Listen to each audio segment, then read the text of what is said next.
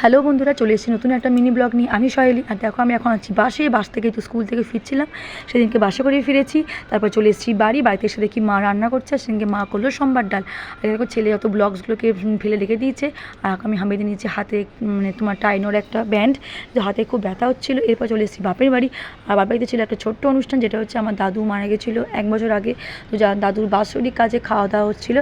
এখানে দেখো আমার দাদু খাচ্ছিলো। তো তারপর দেখো আমি চলে এসেছি চুল স্ট্রেট করতে বোনের কাছে। বোন একটা নতুন স্ট্রেটনার কিনেছে, বলে চল তোর চুলে প্রয়োগ করি। না তাহলে চল কর। তো দেখি কেমন হয়। তো খুব সুন্দর চুলটা স্ট্রেট হয়েছিল। আর এখানে রিশু বসে গেছে ল্যাপটপে কুকার দেখতে। তো যেখানেই ও মানে টিভি হোক বা ফোন হোক বা ল্যাপটপ হোক বা বলে কুকার লাগিয়ে দাও। আর দেখো শেষ পাতা আমার মনে পড়েছে ভিডিও করা দরকার, তো ফট করে আমি চাটনি আর পাঁপড় দিয়ে ভিডিওটা করলাম।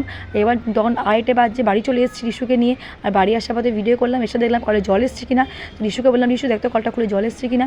যেহেতু এই সজলধারা কলটা মাঝে মধ্যে জল দিচ্ছে। আর এখানে সন্ধ্যে হয়ে গেছে, সন্ধ্যে রিশুকে টিফিন দিয়েছিল একটা কেক আর চিড়ে ভাজা।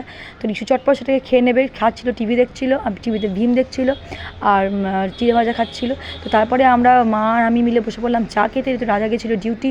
রাজা ফিরে আসার পর আমরা চলে গেলাম বাজার। রিশু জুতো কেনার একটু দরকার ছিল বলে জুতো কিনতে গেলাম। তারপর আমরা চলে গেলাম আইসক্রিম পার্লারে। সেখানে রিশু আর আমরা আইসক্রিম খেলাম। তো আইসক্রিম খেয়ে আমরা সোজা বাড়ি চলে এলাম। তো মিনি ব্লগটা এই পর্যন্তই। তো দেখতে থাকো আবার পরের ব্লগটা।